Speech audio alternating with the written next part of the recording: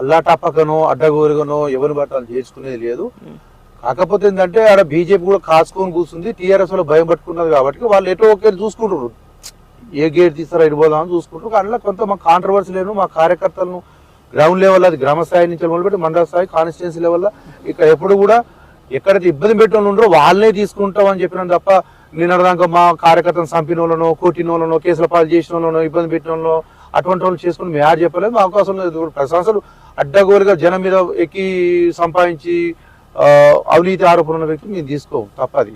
కానీ ఏ గవర్నమెంట్ వస్తే ఆ గవర్నమెంట్ నేను ఉంటా, పెత్తనం చేస్తా, అధికారుల మీద ఇది చేస్తా, కార్యకర్తల మీద ఇబ్బంది పెడతా అంటే అసంటోళ్ళు వస్తుంది. మీరన్న దానికి ఎటువంటి కార్యకర్తలు పాత వాళ్ళు ఎవరు కూడా, కష్టపడ్డ వాళ్ళు, నష్టపోయిన వాళ్ళు ఎవరు కూడా భయపడిన అవసరం లేదు, బాధపడిన అవసరం లేదు. సార్ చాలా క్లియర్ గా చెప్పిండు. ఫస్ట్ నుంచి ముఖ్యంగా ఈ 10 సంవత్సరాలు కష్టకాలం ఉన్నప్పుడు నష్టపోయిన వాళ్ళు ఎవరు వాళ్ళకే ప్రిఫరెన్స్, అలా నో డౌట్.